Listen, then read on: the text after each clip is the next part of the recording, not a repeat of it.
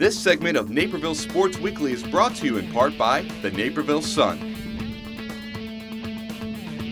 Dan, you guys have had some success here recently, in your time as cross-country coach. Third place from state last year, but you guys lost quite a bit as far as program-wide from losing some seniors, but you guys have come back and almost not skipped a beat. What's it been like kind of coming into the season from August to where you guys are now as far as, hitting some of those points where you thought you guys might be? Well, this is, we did lose some good leadership last year, and this year we were cognizant of that. We knew that that was going to be an issue, but we also had such a good fresh soft team and such a good JV team last year that we also knew that we were bringing back some significant depth from those areas. And so, as a result, it was one of those things that I think we felt very confident. We had a very good track season last year. And we did some different things this year. We split the squad at one point in September this year. We had our top 8 headed up to a big invitational, a national class invitational up in the University of Minnesota. I did well up there. Well, we had our 9 through everybody else run down here against some of the better competition here in Illinois. And so, it really has been a process of building up depth all the way through the team. And what you see on the course now, conference and regionals and sectionals last week, I think is a product of that. That we have 7 people who've worked pretty hard with a whole bunch of other people to create what we've got. You mentioned the strong track season in the spring. How much, it seems like cross country is a little bit, the track season is a little bit in reverse compared to the rest of the school year. School year starts in August, goes through, May or June, but you guys start indoor track in January, then outdoor in the spring, and everything kind of bridges to now. Is that why it seems like some of that work in the track in the spring is more important here than it would be in some other sports where things correspond? Well, I think it's interesting because I think that you. You're asking that question right now, and it's the end of October. November starts tomorrow, and so I guess I would say, that is a little weird at this point. But if you ask that same question right before the state track meet, I would say that probably hopefully our cross country season really kicked us off into a very good track season, and so as a result, it's it's cyclical all the way around, and so. We hope that what we do right now will also pay dividends at Charleston in May for the state track meet, and then of course what we do there we hope pays dividends a year from now when we are back in a similar situation. We hope a year from now. So it builds on each other, and that's what distance running does. Consistent hard work pays off over time, but doesn't always pay off when we want it to. But you got to put it in over time. You can't just get good in a week or two. You mentioned the trip to Minnesota. That was something else I wanted to ask you about, while we're deciding who we were going to interview. And, you take that trip, you split the squads. You don't take a big group, but I imagine for the whole, that's still a good thing to be able to, not only to run against some different competition, but to be able to kind of get away from around this area. Right. Well, and that was the idea. It's a very, very big meet. There were somewhere near 50 teams, about 45 teams I think ended up fielding full teams there that day, and they were from all over the country. There was a team from New York, a pretty good team from California who ended up getting second at that meet. The best teams from Minnesota were there, Wisconsin, the Dakotas. all the way through the Midwest too. For sure. And that was an opportunity for us to see a very tough course as well, and I guess to expand our line of sight a little bit. Not that we missed a very good meet here to do that, and I'm not real keen on splitting a team either. Honestly, but it did give some people some opportunity to step up into a varsity position back here. They ran at Wheaton North that day, and ran extremely well. The team got 12th out of 31 teams, starting at our ninth person, and I think I'm as proud of that as the fact that we won up in Minnesota, and so so it was. That was I think a move that paid off for us this year. Regardless of what happens this weekend, I think that definitely made us better, and it really gave some kids who won't be running this weekend some real meaningful varsity experience that they can take with them next year. Definitely, and you mentioned earlier the depth of the program as far as kind of building up the levels of the program. I remember talking to your regionals a couple weeks ago, and you were telling me one of the things that you were most proud of.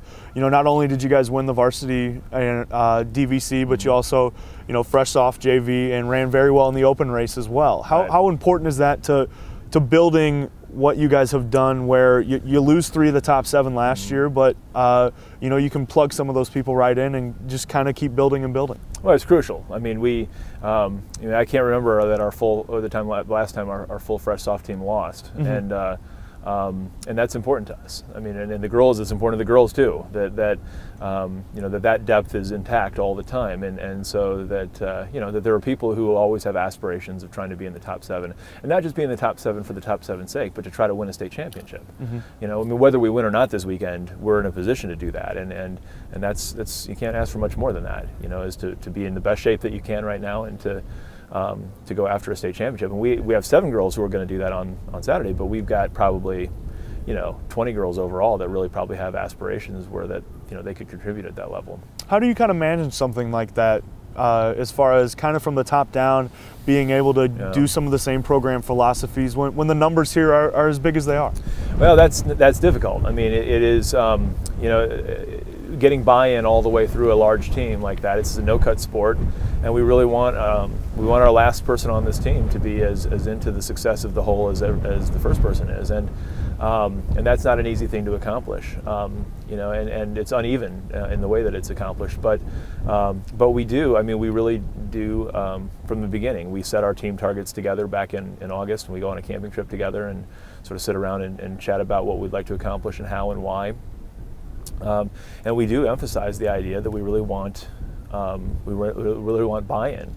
You know, when the team gets to practice now, as we finish the end of the year, even though only 7 are running, most of them are still here. Some of them are trying out for basketball or doing other things right now, but most of them are still here, and we expect that of them. We expect to have a big crowd down in Peoria this weekend, and we hope that happens. But yeah, we want people to understand that they've been part of the creation of something pretty special, and that's definitely something that on a daily basis, in some way, shape, or form, I talk about. We don't ever split the girls. We don't have a JV coach or a fresh soft coach. I mean, I'm the coach of all of them, which is a little bit of an issue with as it relates to you know, keeping track of absences and so on and like that. But you know, that comes with its challenges, but I think it pays off. Pretty special would be a good way to describe the season you guys have had, you know, as a whole. But kind of looking at these past 3 weeks, conference, regionals, sectionals, the times you guys have put up, you know, the races that have been run, and I know the answer to this question isn't simple. Right. But it's kind of a simple question. What's kind of been the key to that? Well, you know, I mean, we have a mission statement that I'm paraphrasing it, but essentially it says we want every athlete in the program to achieve excellence in running and in life. And this is about far more than running, and I think the girls understand that. At least I hope they understand that. You know, and every single one of them. I mean, running is a sport that it doesn't matter. In fact, I tell parents all the time, it's the only sport where, you know, the worse you are, the more playing time you get. You know, and you know, and you know, a person that sets a PR, whether it's, you know, 25 minutes or 30 minutes or 18 minutes or better for 3 miles, can have that feeling of self-satisfaction that you can't get anywhere else, that John Wooden, the great UCLA coach, used to talk about, and that's part of our mission. That is the definition of success, is you have to be able to define success in such a way that it's controllable all the way throughout the program. And when a person who's running 25 minutes, a full 7-8 minutes behind our top kid, can have that feeling and walk away from a meet and having that feeling, then you've got something going on. They're not just taking up space, they're actually contributing because they're feeling the same thing. They're sacrificing in the same ways at practice. They're, you know, whether they're running as fast is really not the issue anymore. It's whether or not they're actually bought into what's happening. And it's very careful. I mean, it's very much like gardening. You want to kind of pull weeds where they exist, and you want to allow the plants that you want to flourish. And you know, you have to create that sort of situation where people all the way through the lineup, from 1 to, we were in the mid-80s or close to 90 this year, and you know, those folks, we really expect that of them, and they know we expect that of them. You know, and so yeah, I guess it's a long answer, and I could probably go on for another hour on it, but it's something that occupies my thinking all the time, as far as how to put together a team where we can where we can get that genuine buy-in. Because I mean, every year we've got people who, I mean, our number 2 runner right now wasn't even on the state team as a freshman. I mean, she wasn't a varsity runner or close to a varsity runner as a freshman, and you know, and that's Marie McDaniel, and she is now one of the better runners in the state.